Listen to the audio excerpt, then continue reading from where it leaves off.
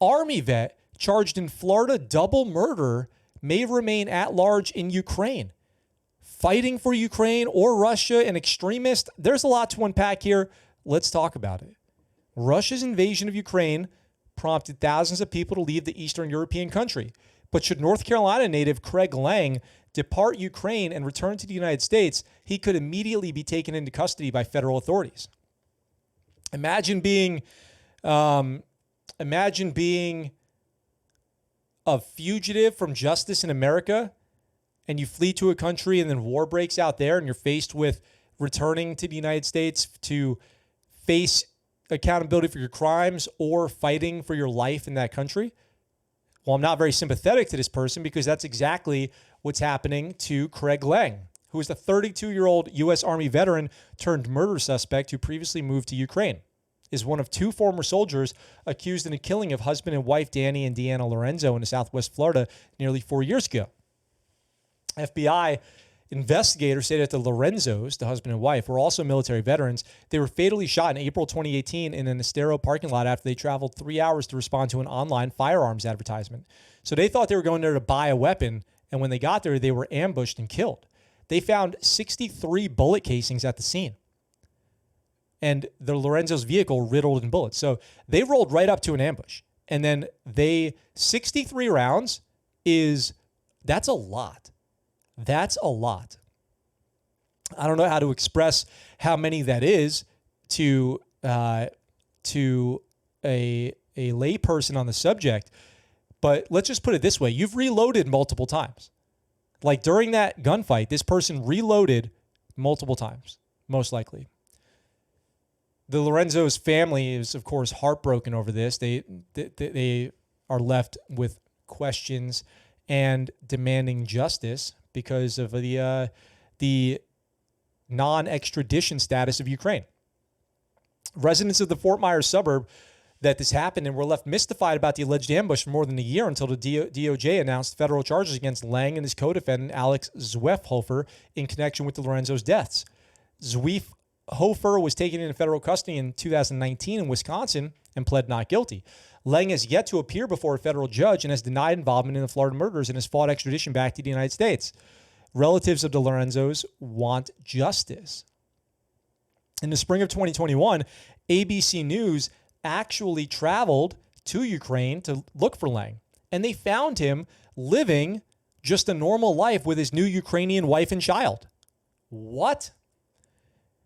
Lang was previously arrested for brandishing a gun near the home of one of his American ex-wives after he went AWOL from the Army, agreed to an on-camera interview with ABC News investigative correspondent David Scott, and then refused to answer questions during the interview about the murders. I can't discuss anything about Florida or pretty much anything about my time in the United States in 2018. I can't talk about any of that, he says. But what he does say is quite interesting. When the DOJ continues to seek his extradition, Lang told Scott that he is seeking asylum in Ukraine. I believe that the United States government intends to prosecute me and other veterans of this conflict for our service here in Ukraine, he said, arguing that he is a victim of Russian propaganda and American political prosecution. After being discharged by the U.S. Army, he says he first arrived in Ukraine around 2016 and joined far-right militias, such as the Azov Battalion and Right Sector. Both groups have been accused of human rights abuses by Amnesty International and have alleged ties to American white power organizations. What? Lang denies that he is a right-wing extremist. I'm going to say that the amount of neo-Nazis or people with extreme views is very, very minimal, very, very minimal, he said. There is extremism to a small degree. There might be some extremism, yes, he says. This is insane. Since Russia's 2014 invasion of Crimea to bolster its defenses against those in its eastern region seeking to separate from Ukraine and join Russia, Ukraine has relied on local militia groups, some of which have been linked to the nation's far-right political movements by Amnesty International and the Sufan Center. Such battalions with ties to Ukraine's far-right fringe political parties may have empowered Russian President Vladimir Putin to spread false messages that denazification was the goal of the invasion, because what Vladimir Putin says is that he needs to go into Ukraine because Ukraine's got a Nazi problem. Scott questioned Lang about the far-right ideology reportedly behind the Azov Battalion, but Lang said that he did not think that the group's membership included anyone with extremist views. Over an hour into the conversation, after being pressed on racist statements reportedly made by former Azov Battalion Commander Andriy Belitsky, Lang ended the interview and said, "I'm going to go ahead and leave." Lang is one of the number of Americans reportedly either have traveled to Ukraine in the last decade to fight far-right paramilitary groups or have sought to do so. And the FBI alleged that Jarrett William Smith, an Army veteran who pled guilty in 2020 to federal charges of distributing information related to explosives, destructive devices, and weapons of mass destruction, had a desire to fight in Ukraine and communicated with Lang on Facebook. It was as if Smith wanted to use the Army to get the training that he needed to be successful going overseas, fighting on behalf of this white supremacist organization. So this article is alleging that Ukraine is full of white supremacist, neo-Nazi, far-right extremist organizations who have been empowered by the conflict in Ukraine.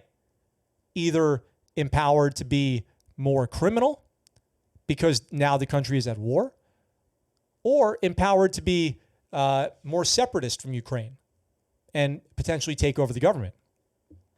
Smith, who ultimately did not fight in Ukraine, said Lang called him an extremist and confirmed that they connected on Facebook, but said that he turned Smith away from his Ukrainian unit. "I wasn't going out and recruiting people. I wasn't saying, oh, come out and join us," Lang said. "What was happening is I was simply a point of contact for a lot of foreigners that came into this country, and there's a lot of good people that came into the country."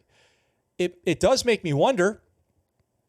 It does make me wonder how many Americans right now have been in contact with groups like this. This is,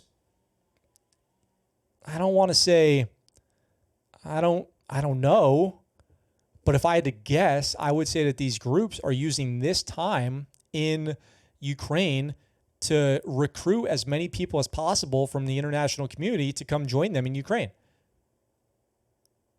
Sounds like that to me. Does it sound like that to you guys? Americans have gone to fight as mercenary soldiers in far-right and paramilitary units in Ukraine. University of Chicago assistant professor Kathleen Bielu said. They do pose a threat to their homeland. Lang and Zwiefhofer are American, but the FBI said that the two alleged murderers initially met in eastern Ukraine more than 5 years ago while fighting for a far-right militia against Russian-backed separatists. What? So are you saying that in this article from ABC News that far-right militias were fighting against non-far-right militias who wanted to become pro-Russia? What are the implications of that? That is what Putin said. Federal prosecutors alleged that after returning to the United States together with Lang and Zwiefhofer, came up with the plot to rob and kill the Lorenzos in 2018 to fund a planned travel to Venezuela. So they were actually going to rob the Lorenzos so that they could get to Venezuela. Horrible thing to do and a horrible way to go about that. The poor Lorenzo family, sounds like. At some point after Lorenzo's death, Lang ended up back in Ukraine and said he became an English instructor despite being wanted on Florida federal criminal charges. So while many Americans left Ukraine ahead of the Russian invasion, some groups made recent efforts to encourage others to do the opposite. In January, an international message board for neo-Nazis urged American followers to join far-right militias and help fight Russian troops and pro-Russian separatists in Ukraine, where local civilian fighters had been prepared to assist the Ukrainian military due to the mobilization of Russian forces. This effort came a month before Putin falsely claimed that he is looking to rid Ukraine of Nazis and suggested that the country's far right has control of the government. His pretext for war. Or is that true? Like, what is going on? To counter that, Ukraine's president is Jewish, according to the Center for International Security and Cooperation at Stanford. Russia has had its own extremist militias fighting alongside Russian-based separatists in Ukraine. This article has upended the entire discussion on this whole topic. One important thing to understand about white power and militant right groups is that they are fundamentally opportunistic. When we have all groups are. When we have a major point of tension, like we're seeing in Ukraine right now, it's very, very likely that actors will exploit that tension. So how many people are currently being recruited from the United States to go to Ukraine who are going to end up fighting alongside these extremist groups, I wonder? There will certainly be some, and I'm sure that there will be some who don't mean to. There will be some who unintentionally have ended up in this situation, right? I mean, right? That's bound to happen. It's inevitable. What do you guys think of that? How crazy is that? So Lang, we're waiting to see what ends up happening. If he flees Ukraine to another country that extradites, they could pick him up there, Interpol or something, and send him back to the United States. But if he remains in Ukraine and continues to fight, he'll just probably get away with murder. So please leave me a comment letting me know what you think about that. Does that information kind of change your whole perception of what's going on in Ukraine at all?